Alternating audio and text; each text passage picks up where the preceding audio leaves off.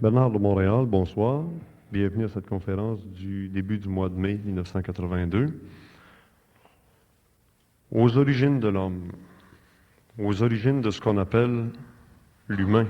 L'homme, mais ça veut dire l'être humain en général, dans ses apparences actuelles d'Homo sapiens, dans ses apparences très anciennes d'Homo erectus, ou de néandertalien ou de pithécanthropien. Jusqu'à aujourd'hui, l'homme a évolué. Puis s'il évolue, on peut admettre qu'il y a des êtres qui sont surévolués par rapport au niveau actuel de l'homme. Si on parle des origines de l'homme, derrière, autour, au-dessus de l'homme, il y a des êtres non pas humains qui seraient là, témoins, pour ne pas dire créateurs de l'homme, mais au moins témoins, et qui ont aussi des capacités supérieures à celles de l'homme, et qui ont l'air de prendre un malin plaisir à laisser toujours dans l'évolution de l'humanité des up and down, des moments où la civilisation florissante arrive à un apogée, les mûrit, destruction, nouvelle civilisation d'Atlantide, destruction, civilisation indo-européenne, destruction. Alors là, je demande à Bernard de Montréal, qui est un type contacté, on va jouer à ça combien de temps au yo-yo?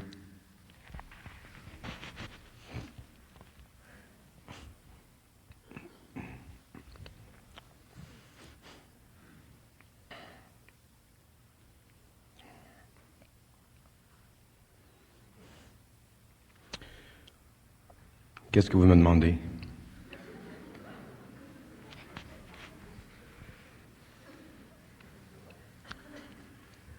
Pour qu'il y ait continuité dans l'évolution, il semble absolument, et ça me paraît absurde, qu'il y ait destruction pour qu'on puisse monter dans une échelle. Il semble qu'il faille absolument laisser un échelon pour passer à l'échelon suivant, ce qui me semble absurde, parce que le corps qu'on a actuellement, c'est le même corps que nos néandertaliens avaient. Donc, on ne laisse pas et on n'abandonne jamais les acquis du passé, mais on rajoute quelque chose de nouveau, on transforme le passé, mais on le conserve. Mais qu'est-ce que vous me demandez? Je vous demande pourquoi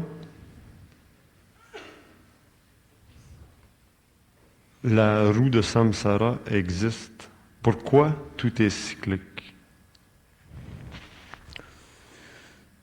Tout est cyclique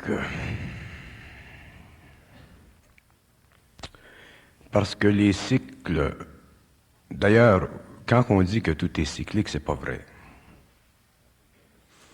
Il y a des niveaux d'évolution dans le cosmos où les cycles n'existent pas.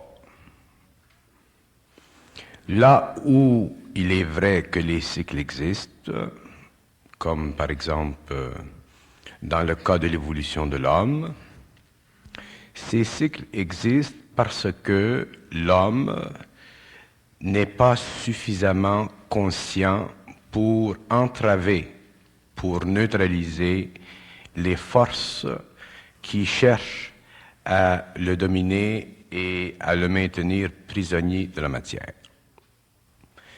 Et à cause de cette impuissance de l'homme de contrôler ses forces vitales, ses forces mentales, éventuellement il les perd. Et comme la civilisation est une composante de plusieurs unités biologiques humaines, la civilisation aussi perd de sa force vitale. Dans le passé, si nous regardons l'évolution de l'homme à partir du point où l'homme est devenu racial, il a été essentiel que l'homme développe des capacités de plus en plus perfectionnées. De là le cycle de la lémurie, qui a permis à l'homme de développer le corps éthérique, le corps vital. Ensuite, le cycle de l'Atlantide, qui a permis à l'homme de développer le corps astral, qui est devenu le centre de ses émotions. Et ensuite, comme vous dites, la race indo-européenne, à partir des rishis, après la destruction de l'Atlantide, avec ses multiples civilisations, qui a permis à l'homme de développer un corps mental inférieur qu'on appelle aujourd'hui l'intellect rationnel de l'homme moderne. Et il vient un autre cycle où l'homme sera obligé de développer un corps supérieur qu'on peut appeler, pour en donner une sorte de définition de conception, le corps supramental. Et ensuite, ce cycle aussi cessera et l'homme développera d'autres capacités. Et ensuite, ce sera la fin des cycles sur la planète Terre. Mais après ce stage, même avant ce stage, parce que avec la nouvelle civilisation qui vient après la destruction du cycle de la civilisation indo-européenne, l'homme commencera à comprendre les lois des cycles. C'est-à-dire que l'homme commencera à comprendre et à réaliser l'importance de développer ce que l'on peut appeler la conscience atomique, c'est-à-dire la capacité de son esprit de comprendre parfaitement les lois cycliques qui affectent la matière, qui affectent l'émotion, qui affectent le corps vital et qui affectent le corps mental.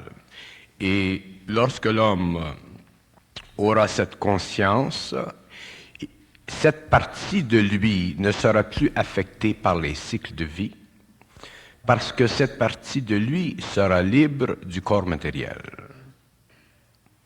De sorte que la civilisation matérielle continuera à évoluer selon la loi des cycles, mais l'homme, lui, ne perdra pas conscience parce que sa conscience ne sera plus affaiblie par le matériel, le vital, l'émotionnel et le mental inférieur. L'homme maintiendra conscience permanente et il continuera en état de fusion à travailler et à évoluer et à perfectionner le cosmos humain en dehors des lois de cycle du samsara. Les hommes, quand je parle de l'humanité, la conception occulte ou la conception voilée ou la conception réelle de l'évolution de l'homme ne peut pas être fournie par les preuves accablantes d'une science cartésienne, parce que la science cartésienne travaille avec des éléments matériaux.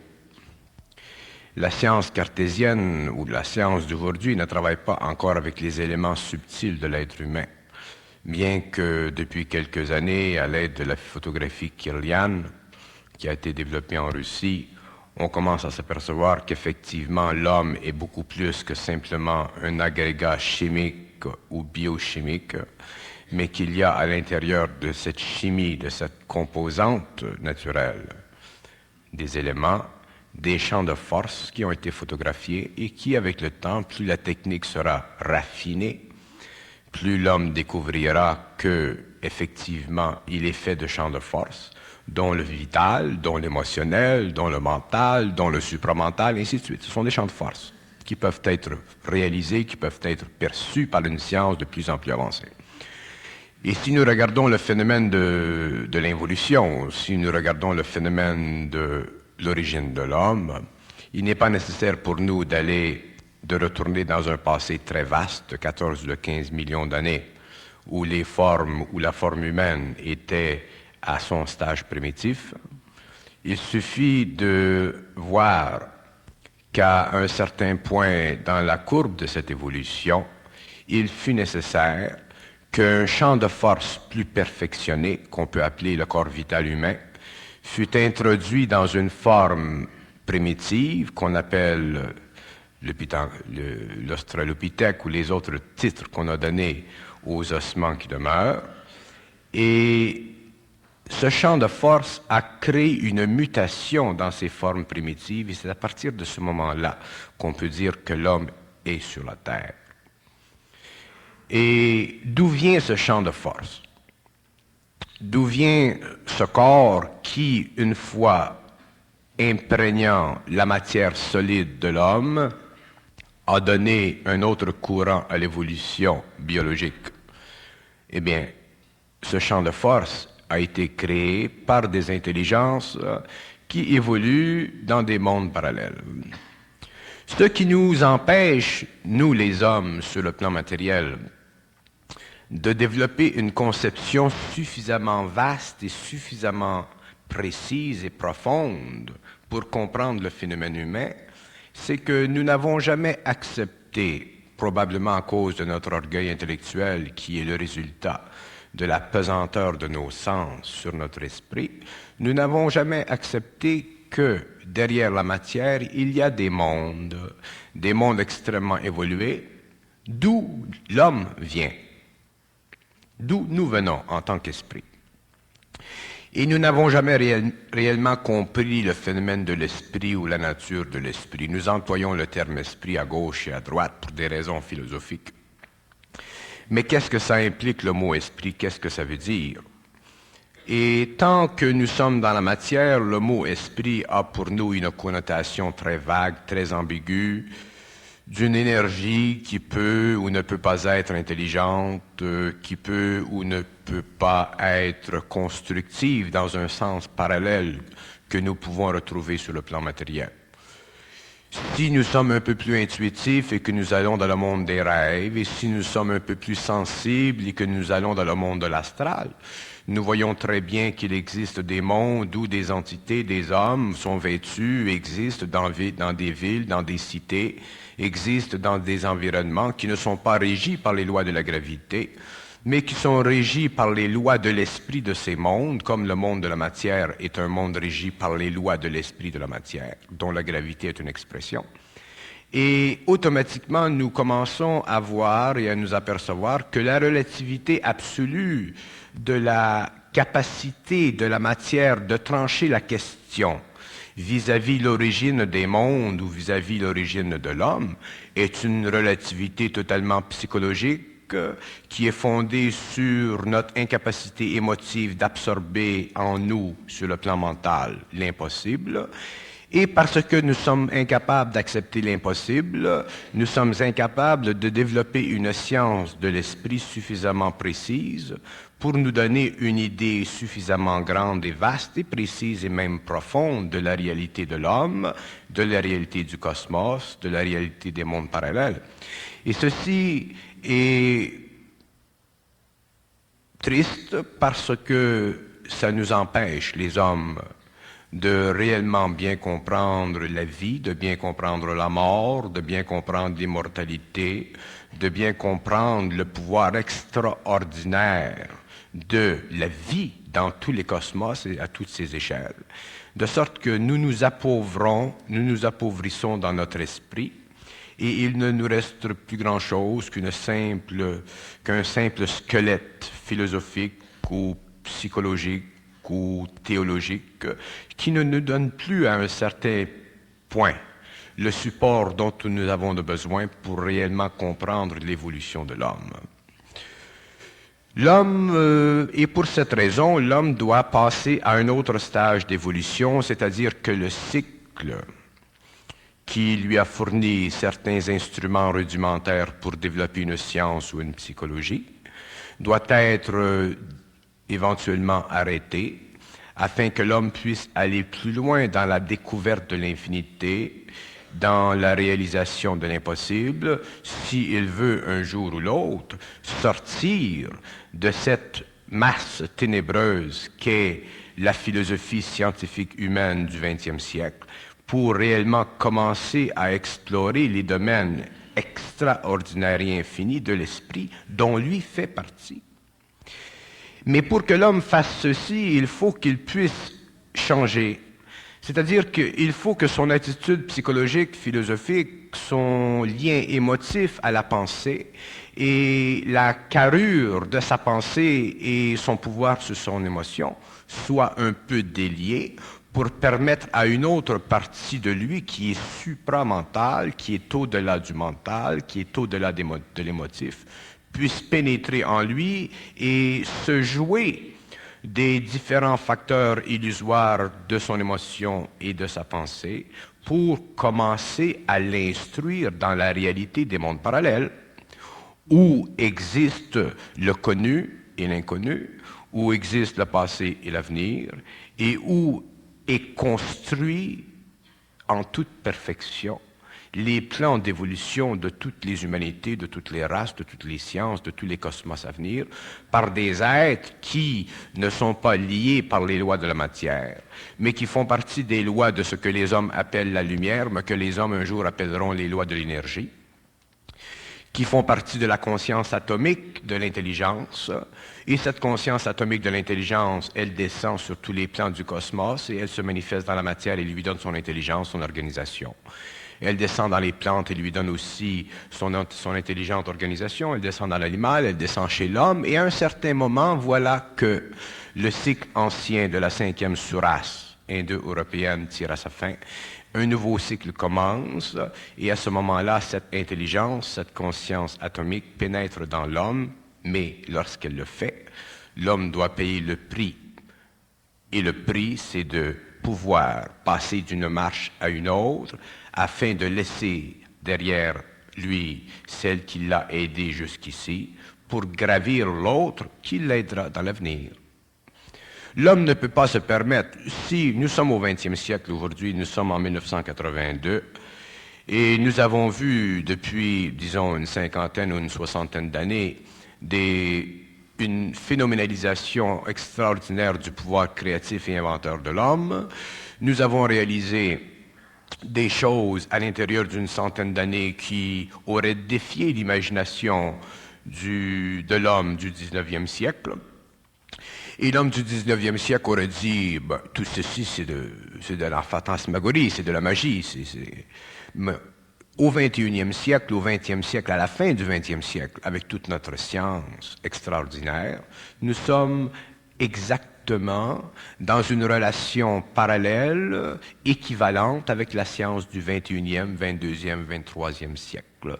De sorte que l'homme apprendra lorsqu'il aura passé le stage de la raison, et le stage de l'expérimentation scientifique, et qu'il aura passé au stage de l'intelligence pure, créative, où l'expérimentation scientifique n'existe plus, mais où l'application des lois conscientes, des lois de la nature, est automatiquement intégrée à son pouvoir de vision. L'homme verra que ce qu'il a développé à la fin du XXe siècle n'était que des jouets d'enfants, un peu comme l'homme du XXe siècle regarde en arrière au 19 et voit qu'à l'intérieur de 100 ans, il y a eu une progression extraordinaire dans le domaine de la science. Mais les hommes ont une faiblesse foncière, c'est qu'ils sont orgueilleux. Et les hommes les plus orgueilleux sont les scientistes. Les quelques scientistes qui ne sont pas orgueilleux, ce sont réellement les grands scientistes. Il n'y en a pas beaucoup sur la Terre, de grands scientistes. Des gens qui étampent dans le front de l'humanité une marque qui fait que l'homme est obligé de suivre cette marque. Je parle des Einstein, par exemple, ou d'autres. Et ces gens-là, ce sont de grands hommes et ils n'ont pas la préconception philosophique ou scientifique des autres scientistes de moindre valeur. Ce sont des gens qui savent et qui ressentent et qui souvent ne disent pas tous leurs secrets parce que les grands scientistes du monde riraient. Alors souvent, ils gardent en eux le secret de leur intelligence et souvent ils savent, et nous le lisons souvent des années après dans leur biographie, comme dans le cas des grands écrivains, Voltaire, Hugo et d'autres, que effectivement l'inspiration de leur science, de leur talent, de leur génie leur venait d'ailleurs. Alors, si cette inspiration leur venait d'ailleurs, elle venait d'où? Eux le savent. Le temps où ils ont exposé à l'homme leur doctrine, ils ne pouvaient pas, parce que l'homme était encore extrêmement primitif dans son intelligence rationnelle, ils ne pouvaient pas expliquer à l'homme le secret de leur pensée.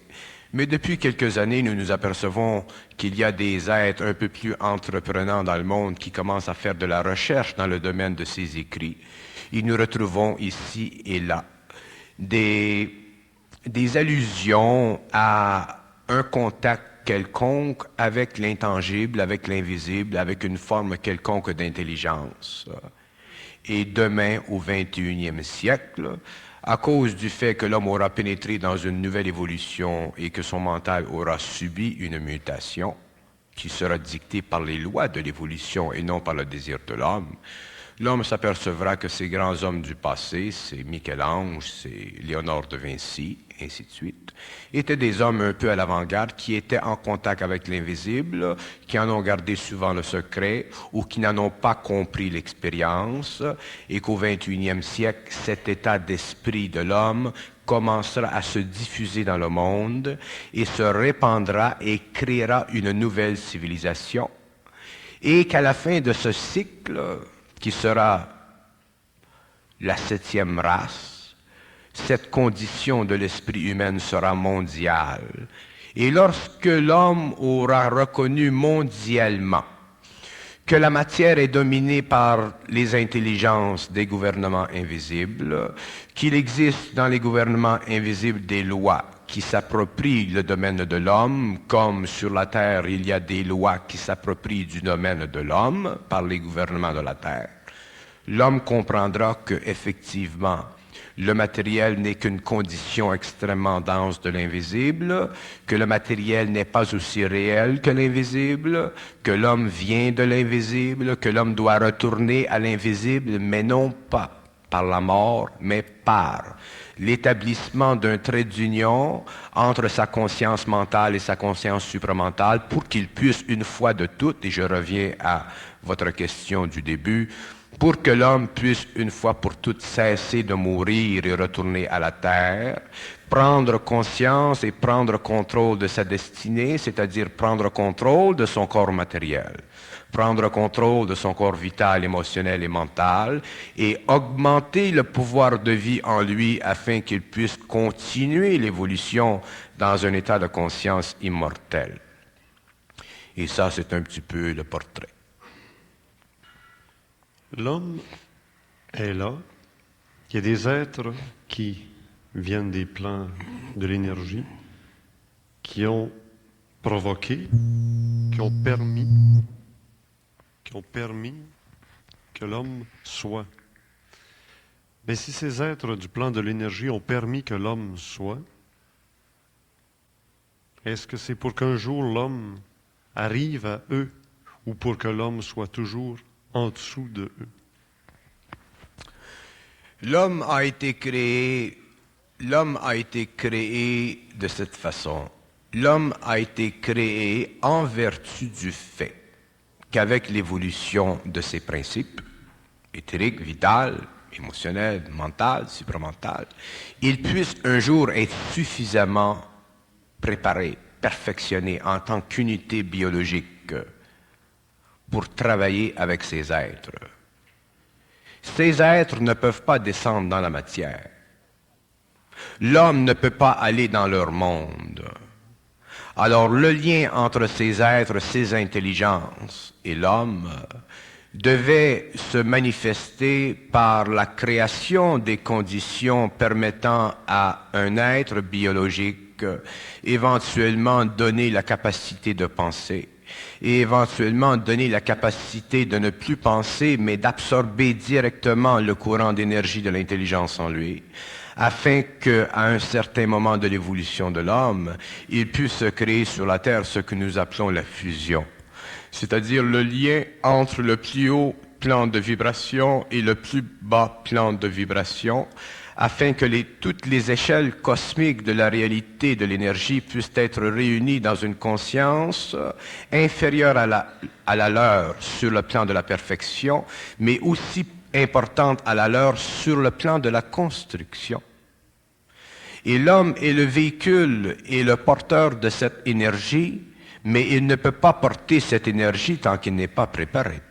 Alors la préparation de l'homme, c'est l'évolution ou c'est l'involution, et cette involution est très longue et elle a pris de nombreux siècles, elle a pris des millénaires avant de se développer.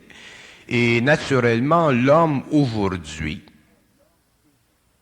contrairement à l'homme d'il y a 7, 8, 900 ans dans le passé, l'homme aujourd'hui est arrivé à une sorte de psychologie d'autosuffisance à cause du fait qu'il a été capable de commencer à contrôler un peu les aspects de la matière et à se donner un peu dans sa vie matérielle un bien-être qui puisse correspondre avec son intelligence, ce qu'on appelle la science moderne. Mais là où l'homme a fait l'erreur, c'est que l'homme n'a pas réalisé que tout ce qu'il a fait dans le passé et que tout ce qu'il fait aujourd'hui est géré par les intelligences sur les autres plans. Et si l'homme réalisait ceci dans son intelligence, à ce moment-là, l'homme comprendrait qu'est-ce que c'est que ça veut dire l'évolution. Mais comme l'homme ne comprend pas ceci, au lieu de bénéficier directement de l'énergie de ses intelligences dans son mental supérieur qu'on appelle le supramental, il est obligé de percevoir cette énergie à travers un système de filtration que j'appelle la conscience astrale de l'homme, le monde astral. De sorte que ce qu'il reçoit, l'homme, sur le plan matériel, en tant qu'information intelligente, qui culmine dans les plus grands exploits de la pensée philosophique ou de la pensée scientifique, est toujours coloré par sa passion, par son humanité, par son émotion. De sorte que l'homme peut aujourd'hui mettre de très grandes choses à la disposition de l'homme, mais à cause de cette passion humaine viscérale qui fait partie de son humanité qui n'est pas encore complète, il colore l'énergie de cette intelligence et automatiquement, éventuellement, se détruit. Si l'homme n'avait pas autour de lui ce champ de force que nous pouvons appeler la conscience astrale ou que souvent j'appelle le périsprit, qui est une conscience faite d'émotivité et de pensée subjective, cette énergie qui est pure pénétrerait en lui et alimenterait un autre circuit de force. Et à ce moment-là, l'homme saurait précisément, parfaitement ce qu'il doit faire.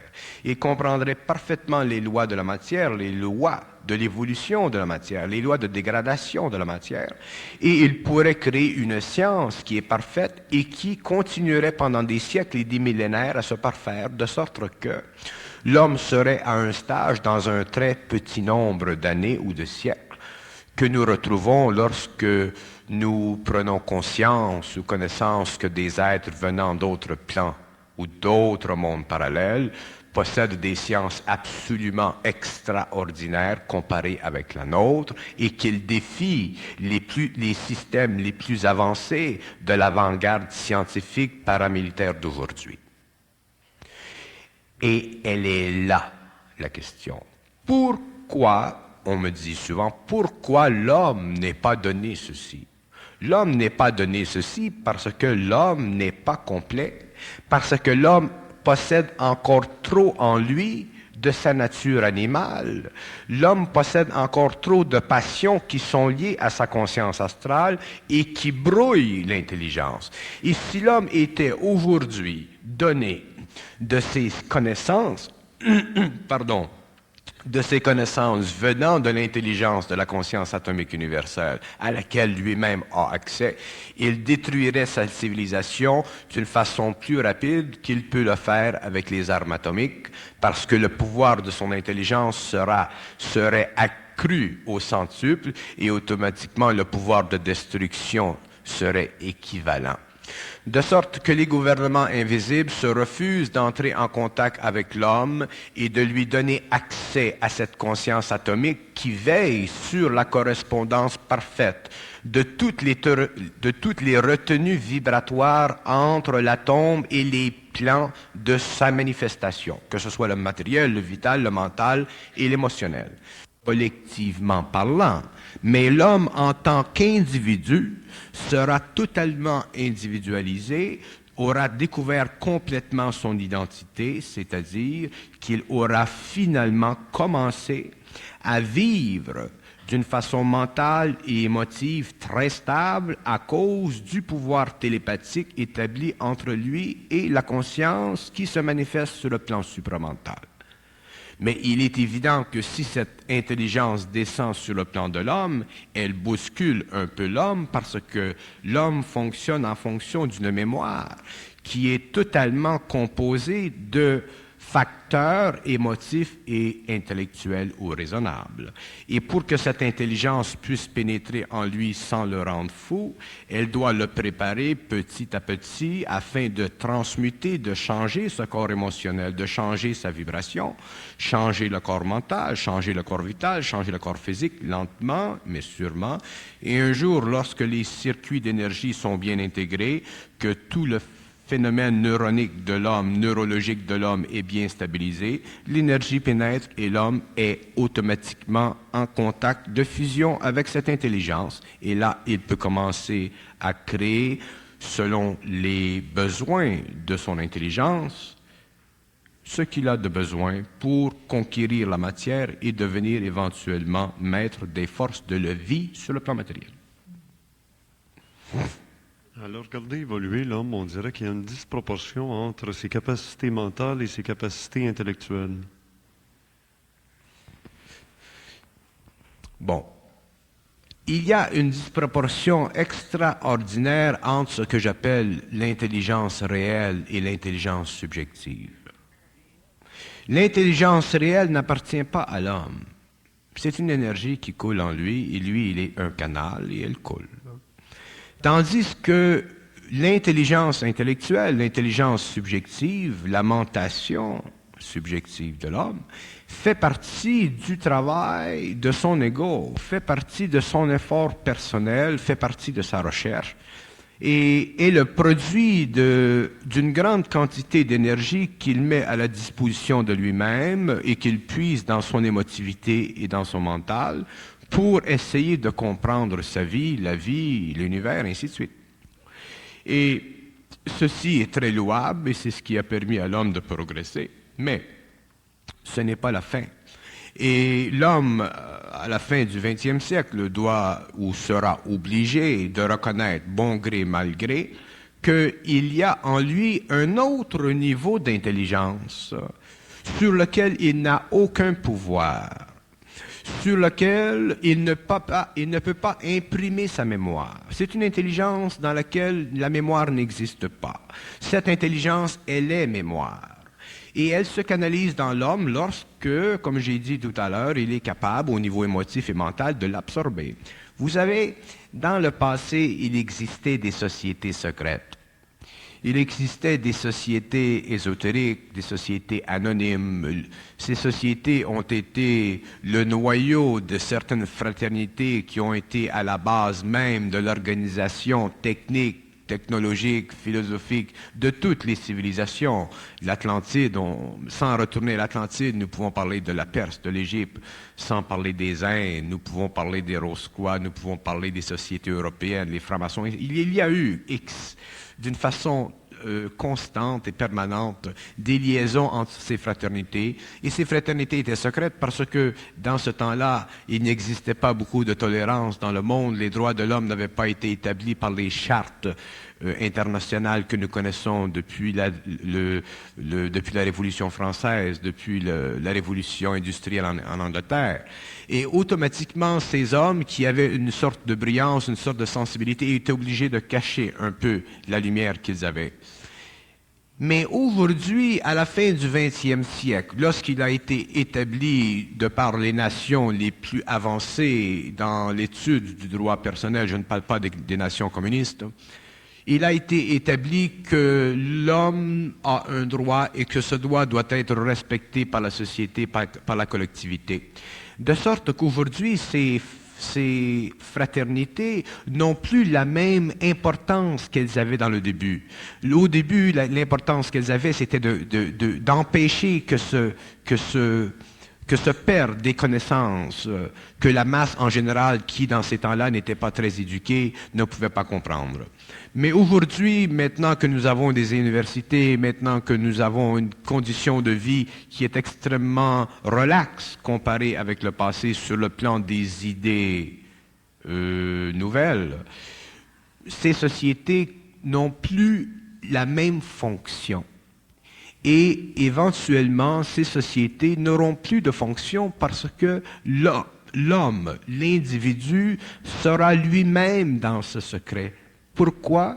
Parce que l'individu lui-même sera en communication télépathique avec l'invisible, de sorte que lorsque l'homme est en communication télépathique avec l'invisible, il n'a plus besoin de société. Il peut, s'il veut, s'organiser en une société, mais tous les gens de cette société seront dans les mêmes intelligences et automatiquement ils œuvreront dans un domaine qui leur sera dicté par l'intelligence de ces gouvernements-là. Et ça, c'est l'évolution de la nouvelle race qui viendra au 21e siècle, ainsi de suite.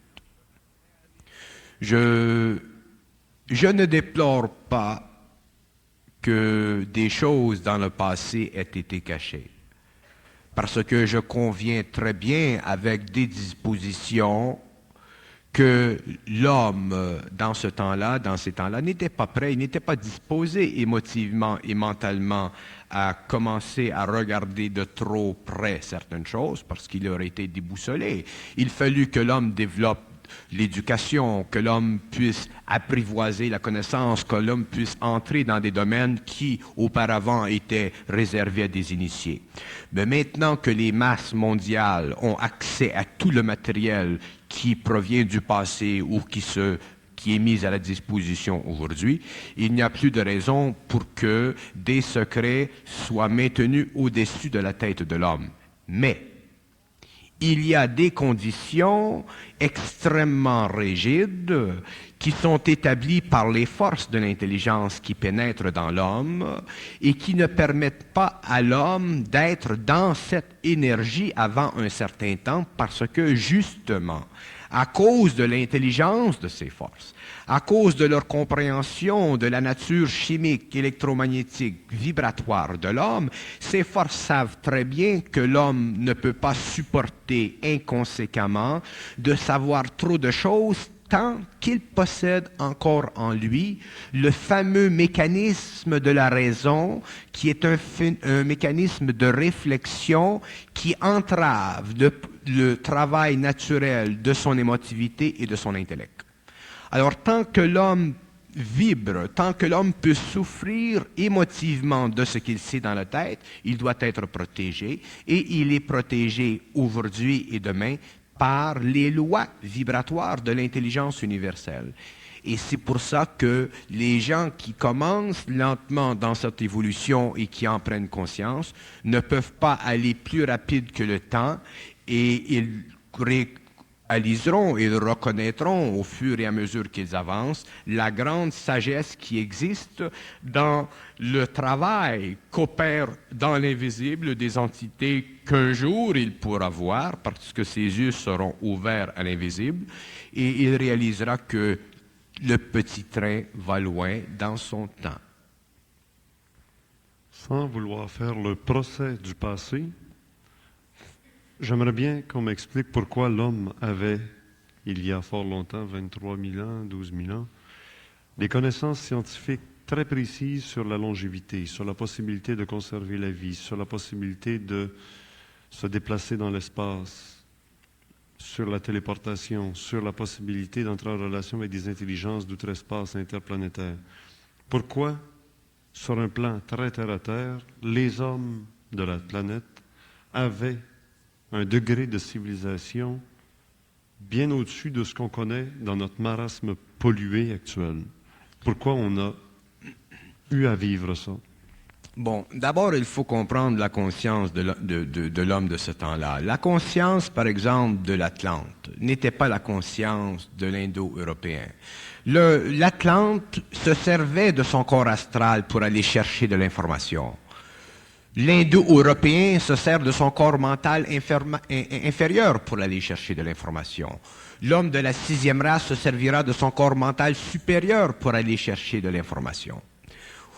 Alors, la conception scientifique de l'homme de ce temps-là, la relation entre l'invisible et le visible dans ce temps-là n'était pas comme aujourd'hui parce que justement l'Atlante, autrement dit l'homme qui se servait de sa conscience astrale, se servait de cette conscience dans le sommeil.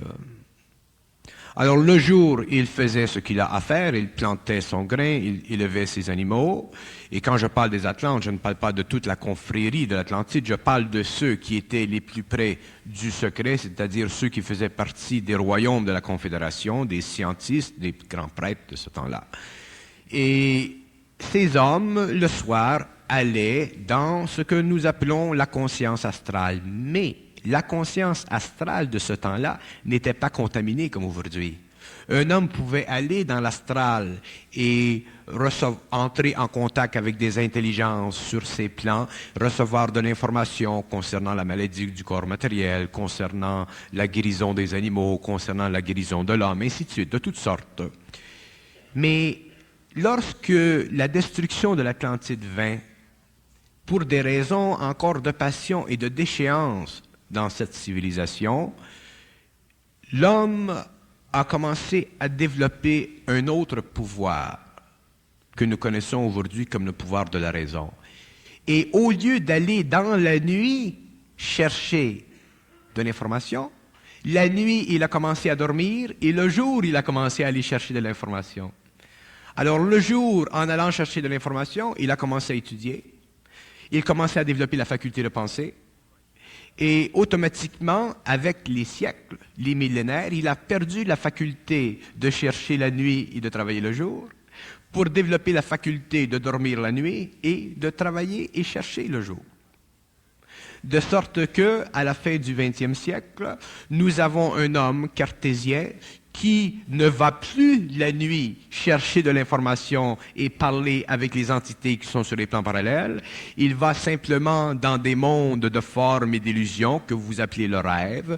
Temps à autre, il y a quelque chose qui perce, qui transperce sa conscience, qui s'imprime dans sa mémoire éthérique et qui, au réveil, il peut se rappeler. Et s'il a moindrement d'intuition, on peut aller chercher quelque chose d'informatique qui puisse te servir au courant de la journée ou pour comprendre sa vie. Mais ce n'est plus un travail sérieux. Et le grand Steiner l'avait dit au début du siècle. Il disait, un homme aujourd'hui qui va dans ces plans astraux, dans cette conscience astrale, doit être extrêmement... il doit faire attention. Il doit être extrêmement prudent. Parce que aussitôt qu'il entre dans ces mondes, au lieu d'entrer en contact avec des intelligences qui sont réelles, il entre en contact avec des formes qui déforment son intelligence et qui lui donnent l'impression de quelque chose, autrement dit, qui lui mentent complètement. Et le grand Steiner a cessé, après multiples années, d'aller dans le sommeil chercher de l'information. Il s'est habitué réellement à contrôler ce déplacement dans ces mondes, et lorsque, après un certain nombre d'années, il fut suffisamment serein, suffisamment solide dans sa conscience astrale, là, il put aller dans ces mondes très élevés et aller chercher de l'information avec laquelle il a écrit des livres absolument extraordinaires concernant l'évolution, ou la médecine, ou l'architecture, ou la musique, ou l'éducation, et ainsi de suite. C'est un des grands cerveaux du XXe siècle. Alors, il est là le problème de l'homme, c'est que l'homme a perdu la faculté d'aller dans la nuit travailler pour chercher de l'information, pour s'instruire et travailler le jour, pour développer la faculté de penser le jour, parce que les sens se développaient toujours, et dans la nuit se reposer, parce que quand il avait travaillé le jour, la nuit il était fatigué. Et avec le temps qui vient, la sixième race, ce sera un changement encore. Il perdra la faculté de penser le jour, il reconquièrra la faculté d'aller la nuit faire du travail, mais cette fois-ci, non plus par le biais du corps astral qui avait servi aux Atlantes, parce que ce corps est trop impuissant pour l'homme. Par le biais du corps astral, l'homme ne peut pas aller dans les fins fonds de la galaxie. Son corps serait détruit s'il passait à travers les myriades de conditions matérielles, électromagnétiques qui sont dans l'espace, les comètes, les ci, les ça. Alors l'homme doit avoir un corps plus subtil, plus fin, plus raffiné, qui puisse passer à travers les comètes, qui puisse passer à travers les bolides qui sont dans l'espace, qui puisse passer à travers les planètes. Et ce corps-là, c'est le corps éthérique. Et lorsque l'homme aura ce corps éthérique, il pourra s'en servir à volonté et aller dans ces mondes extrêmement intelligents. Et là, il deviendra un grand scientiste. Il n'aura plus besoin de la faculté astrale des Atlantes. Il aura développé extrêmement la faculté éthérique des Lémuriens. Il aura totalement cessé d'utiliser la faculté de la pensée rationnelle cartésienne de la race indo-européenne. Il ne fera plus de recherche, il sera en fusion avec cette énergie et son intelligence sera parfaite. Il ne pourra pas faire d'erreur parce que l'intelligence qu'il manifestera sur le plan matériel sera une continuité de l'intelligence universelle en lui et lui deviendra un être cosmique pendant que l'intelligence derrière lui sera une intelligence universelle.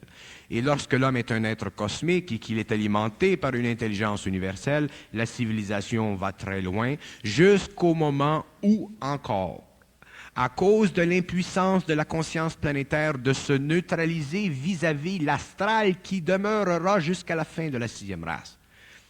À cause de cette impuissance de la conscience planétaire d'empêcher que l'astral puisse reprendre le pouvoir sur l'homme, à cause de l'incompréhension de certains hommes qui proviendra du fait que les hommes cherchent toujours le pouvoir de la magie, et qu'après 2000-2500 ans, avec toute l'évolution de l'homme et tout le paraphernalia futur, il y aura sur la Terre des capacités psychiques extraordinaires et il y aura des hommes dont l'acabit évolutif n'est pas aussi avancé que d'autres et c'est à cause de ceci que viendra un point où il y aura une confrontation entre ce que nous pouvons appeler les hommes qui seront liés à la lumière ou à l'intelligence et les hommes qui seront encore liés avec l'astral ou les ténèbres. Et il y aura un combat.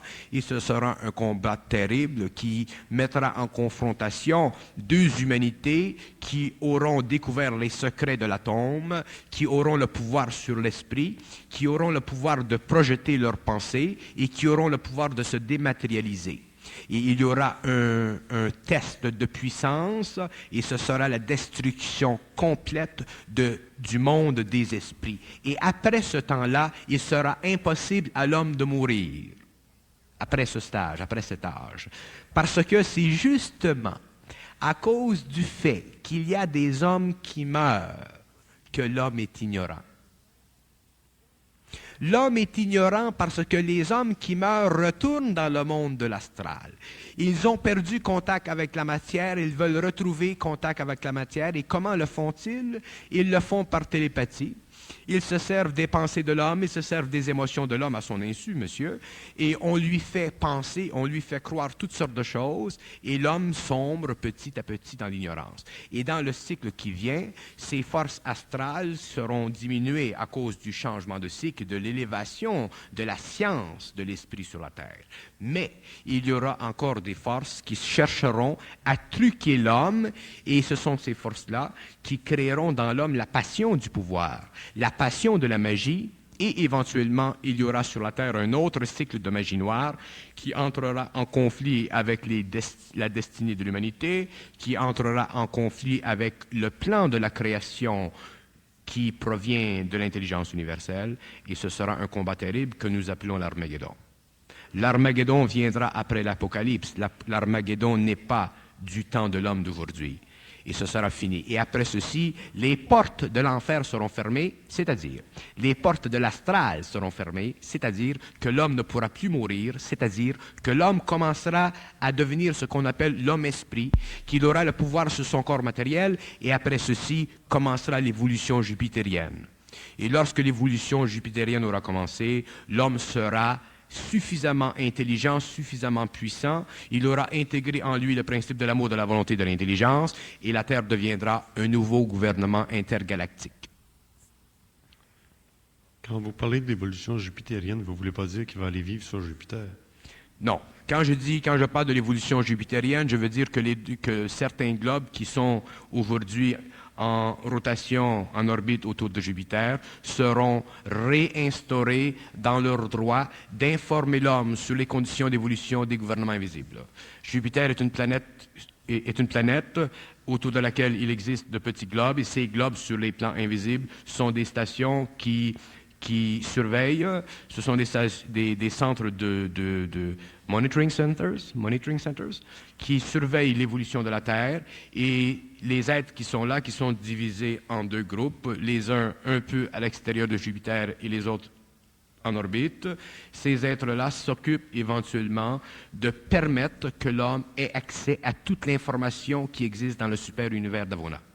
Et l'homme, un jour, devrait avoir accès à tout ce qui existe dans l'univers, parce que, comme aujourd'hui, nous n'avons pas encore suffisamment d'informations concernant la nature de l'intelligence, et comme nous ne savons pas encore ce que c'est que ça veut dire de l'intelligence, parce que nous pensons.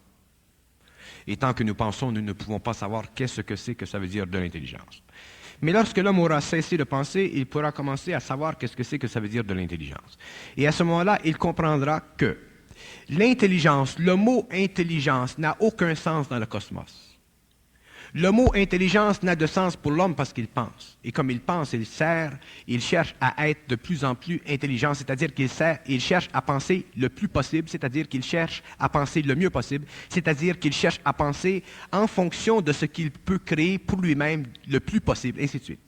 Et lorsque l'homme sera détaché de la faculté de penser qui fait partie de l'ancienne race et qu'il sera dans l'énergie de l'intelligence, à ce moment-là, il comprendra que l'intelligence dans le cosmos, ça n'existe pas, que dans le cosmos, il n'y a qu'une pulsation et que cette pulsation, elle est originalement développée par les alephes et que les alephes sont à la source même de tout ce que nous appelons, nous, intelligence. C'est-à-dire que ces principes alephiques, qui sont des principes absolus car ils sont en dehors de l'espace et du temps, sont des composantes de l'énergie ultime de la matière et ils ont pour but dans le cosmos, non pas d'entraîner une évolution, mais d'entraîner éventuellement que tous les cosmos soient suffisamment perfectionnés pour leur ressembler. C'est-à-dire pour que tous les cosmos, à un certain moment, puissent être capables de se subdiviser en autant d'atomes qu'il existe dans le cosmos pour que les systèmes galactiques, pour que les systèmes planétaires, interplanétaires n'existent plus et pour qu'il n'y ait plus de solidité dans l'univers.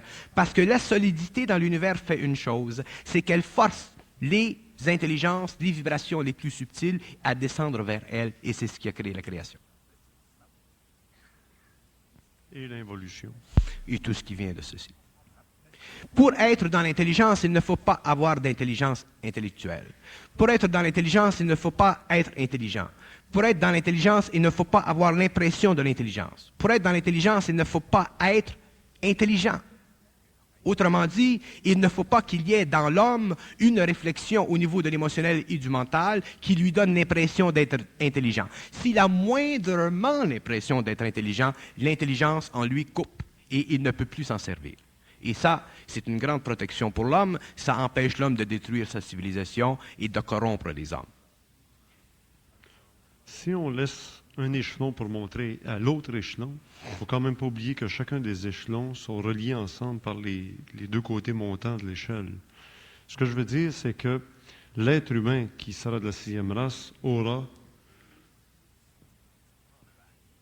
le plus que ce qu'il a présentement, mais il conservera de ce qu'il a présentement. Et là, je vais en venir à un point précis. Non, il doit perdre ce qu'il a. Complètement, même oui. son corps physique. Oh oui, ah oui. Non, pas le corps physique. Ah, non, donc il y aura une suite dans l'évolution physique. Bon.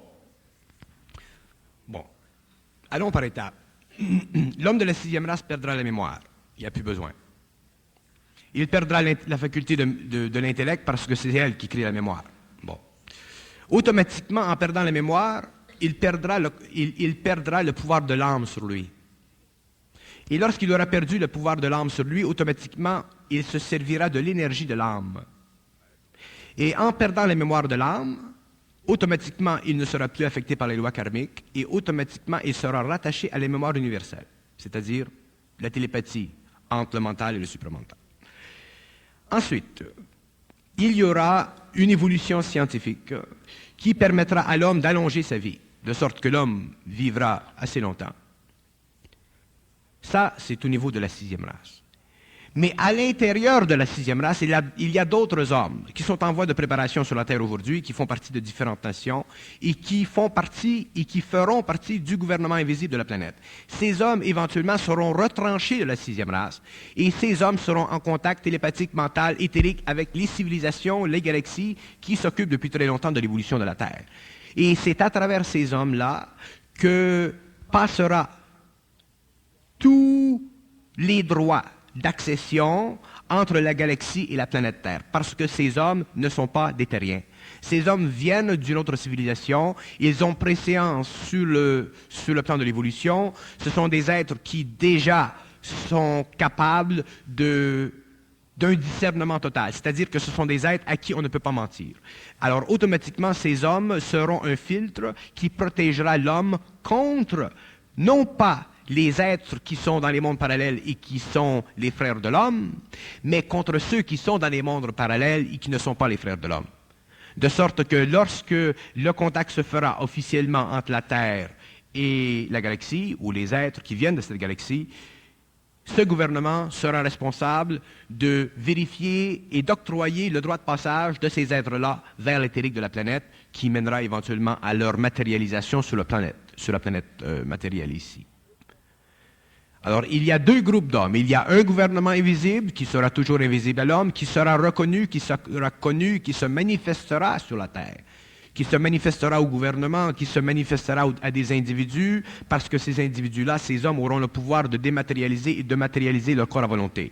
Mais ces hommes ne font pas partie de la sixième race. Ils font partie d'une hiérarchie qui est commune à des intelligences qui déjà font partie des mondes parallèles. Et ces hommes surveilleront l'évolution de la sixième race et s'occuperont que la sixième race vienne à terminer son évolution selon les plans des intelligences avec lesquelles ils seront en contact. Est-ce que des techniques sur le corps physique sont indispensables comme des techniques sur le plan mental sont indispensables? Ce que je veux dire, c'est garder le corps en santé, mens non corporis sano, ça va ensemble.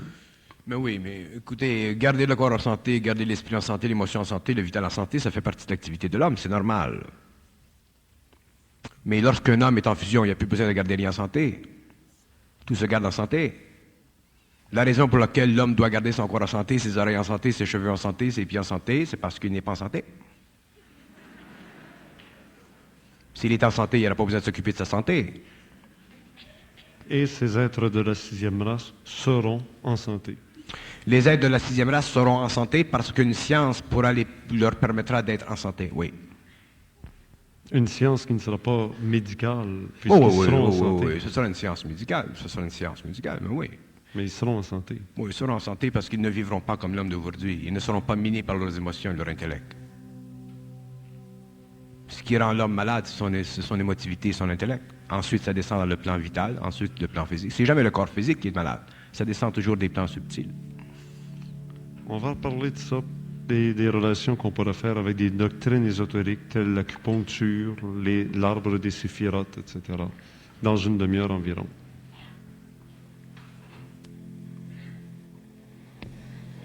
Merci Richard, Bernard.